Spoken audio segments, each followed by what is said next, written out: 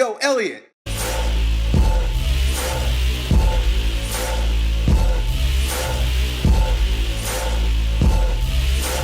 Got this question from our friend who calls himself Mizuma. It says, Dear Elliot, do you have any special muscle building tips for men over 40?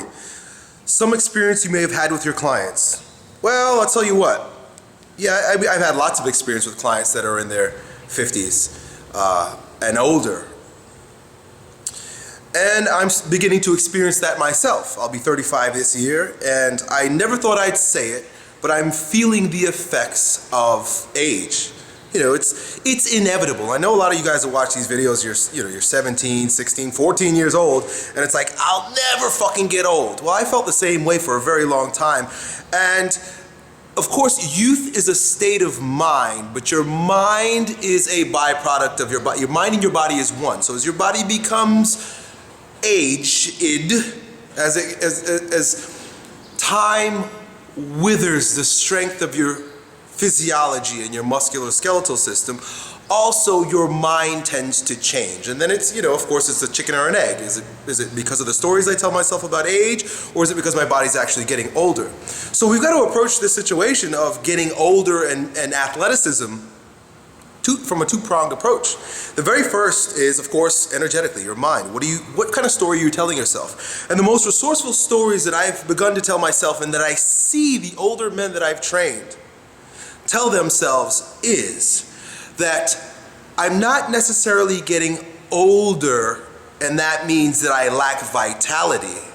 What's happening is I'm becoming more sensitive and my body requires that much more attention to detail. This is what begins happening. When you're young, you could beat the fuck out of yourself, you could eat whatever you want to eat, you could be nasty, you could stay up all night. Oh shit, I remember this in college. I was a tremendous athlete. I played football and I was very, very good. Not to blow my own horn, but I was good. And Saturday night, stay out till 3, 4 o'clock in the morning, go to the diner, because in New York City, like shit doesn't close, so we go to diners, Greek diners, and I'd order this platter with 2 cheeseburgers. It was a double cheeseburger platter, and we get a bowl of gravy, me and my buddies in the middle.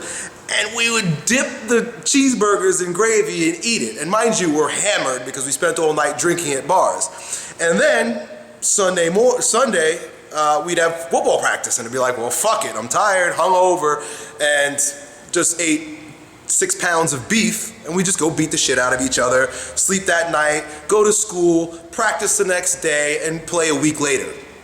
You can just do that because your body's not as sensitive to the abuses that we lay on ourselves. It doesn't mean that those abuses are okay when you're young, it's just that your body's not that sensitive yet.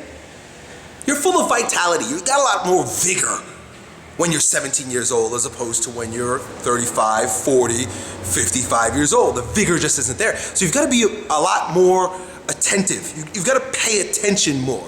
It doesn't mean that you can't do the things that will add to your strength, but it doesn't mean you can't become a stronger version of yourself in the gym, or if you like to run marathons, or whatever athletic endeavor that you want to engage in, or your sexuality. It doesn't mean that your sexuality has to diminish.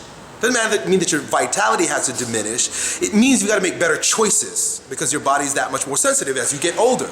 You can't eat double cheeseburgers dipped in gravy after you're hungover and then play football the next day. Your body is just going to say, fuck you, dude. It ain't working that way. So the advice that I would give you for how to build muscle when you're 40 is exactly the same as I would give you if you were 14. If you came to my gym and it was you and you're 40 and you got your 14-year-old son, I wouldn't train you very differently. Of course, you'd have a lot more muscular imbalances and you'd be a lot more fucked up in your body than he would be, so we'd have to do a lot more stretching. The training itself with regard to muscle building would be the same, but you're gonna have to take extra precautions, right? That's why I do yoga now, right? I'm an old fuck. I gotta go do yoga. Structural integrity means more to me now than squatting 1,000 pounds. Structural integrity should be a word that you brand into your brain. Structural integrity. Consider what that means. Consider what it means when Elliot says instantaneous axis of rotation of all joints. That basically means that you've got balance throughout all of your joints, namely those around your hips and your shoulders. You've got to stretch. If you don't know about stretching, learn about stretching. I've made courses about this. I make free videos about this. Stretching. Use the bioenergetic stool. Because you're 40 years old, you've probably spent a lot of time in a kyphotic position sitting at your desk or driving, right? Doesn't matter what kind of work you do. You probably go home and sit on the couch. So you've got this kyphotic situation going on that crushes not only your ability to breathe, but also the expansion of your diaphragm down into your organs, that softens and keeps healthy your viscera. Lie over the bioenergetic stool like I've shown you. Make one. It's very simple. Search my channel. I've got videos about this. Perhaps I'll make more. You gotta stretch, you gotta breathe, you gotta soften your body. But then at the same time, don't be afraid to lift heavy weight.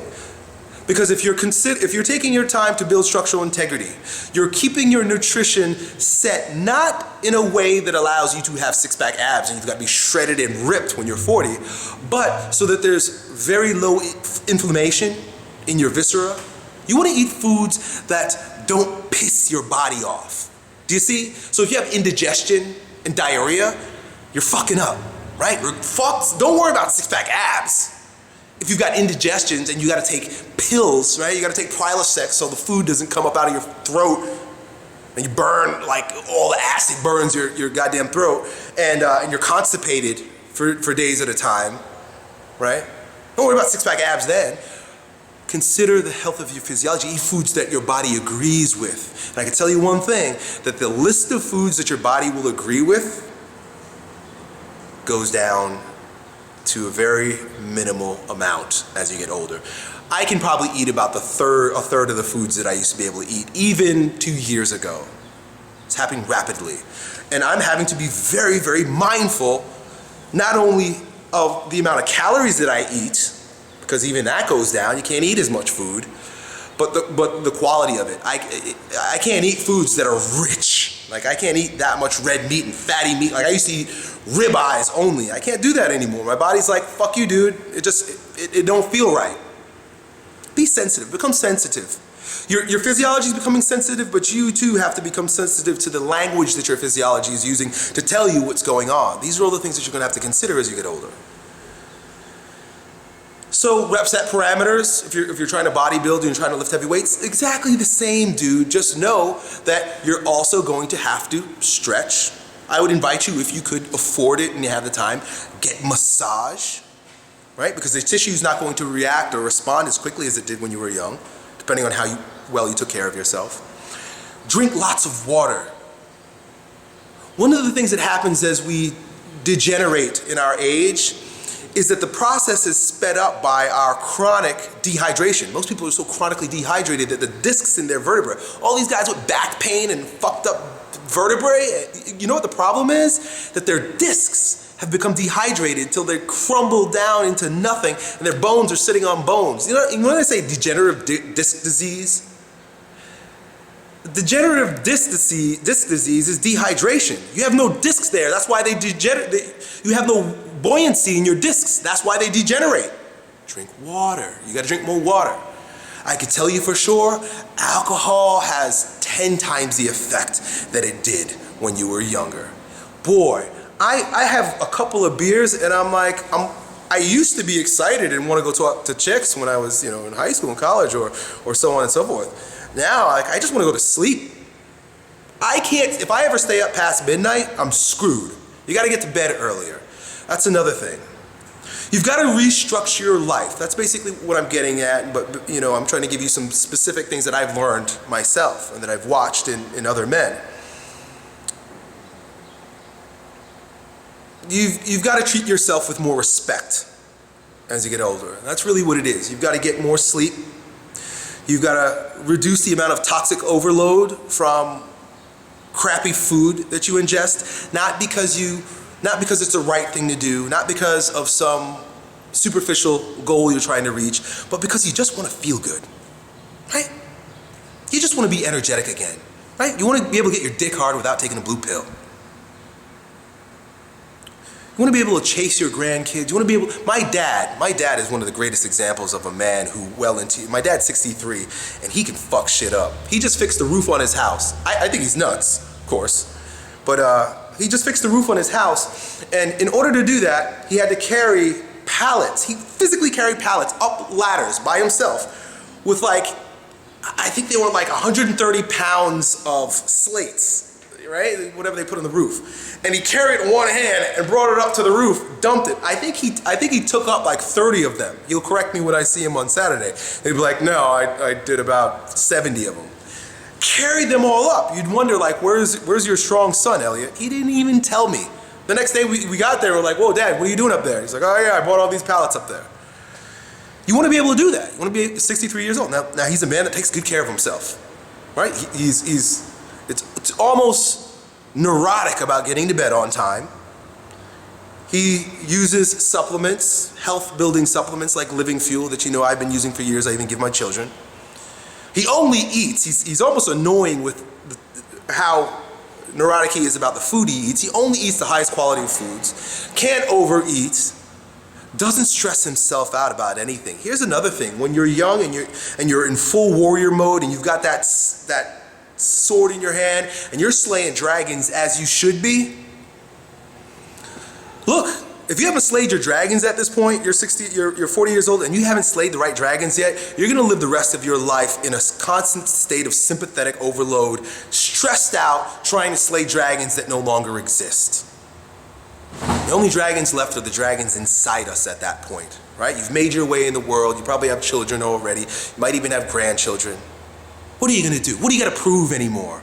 There comes a point where if you haven't proved yourself to yourself, because that's all that really matters, young guys, write that one down. The only one you really have to prove yourself to is yourself. But I get it, you gotta prove yourself to daddy and to the world. Okay, I did it, I understand it. But you gotta get to a point where you're done proving yourself. You can just relax and you can breathe. Just take your time, enjoy life. You've gotta become a lot more yin in your behaviors and attitudes. That place of low stress, high integrity of the choices that you make about your nutrition and the rest that you give your body will build a foundation, will continue to, in other words, you're not building a foundation because you're old now, but preserve the foundation of vitality that was there when you were young. That's a better way to say it.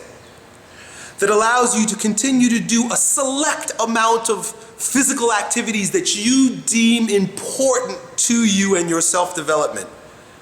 Don't do things that you feel you have to do. You don't have to gain 50 pounds of muscle when you're 40, right? You have nothing to prove, and if you still have something to prove at that point, you've got deeper issues than building muscle. Engage in things you enjoy that are going to support your health. You know what, if you really just want to pick up basketball, join a basketball league with a bunch of other old guys. You don't have to deadlift 700 pounds. You don't need to prove that to anyone, that you still got it. Go play basketball. Go play tennis. I tell you, when I get old, the majority of my time, I guarantee, my life is interesting because I always forecast what's going to happen and it usually ends up that way. And I'll probably be engaged in some form of internal martial arts, be it Qigong, and that'll take up the majority of my time, but more than likely yoga, because it's still so athletic. Yoga. I'll always be lifting heavy things, probably at a far less amount of volume than I do today. But I don't have to prove anything. I made a video the other day where I spoke about overcoming resistance in your life. And I put 500 pounds on the bar and I stood with it on my shoulders. And I guarantee you, a lot of like 22-year-olds are like, fucking Elliot, you put the weight on the bar, are you actually gonna squat it? Dude, I have nothing to prove to you. Watch my old videos from just a few years ago. I squatted that for reps. Do I need to continue to prove myself to a bunch of 22-year-olds? Huh? I was, and probably still am, twice as strong, perhaps 3 times, as 90% of you. But I have nothing to prove. Why do I need to prove that? Why do we even need to say it? So that's it. You know what? More than anything, it's moving from a brand new perspective that comes from a place of personal integrity, of mind, of physiology, and of the neuromuscular system. I often talk about structural integrity, but it's also physiological integrity, making good choices about your health, Energetic integrity, telling yourself resourceful stories, giving up old superstitions and ideas about proving yourself, or guilt associated with not being what the world told you you should have been, either through religion, politics, or parents. Respecting yourself and integrity is the word that you'll carry with you as you move forth in age. Done. Yo, Elliot,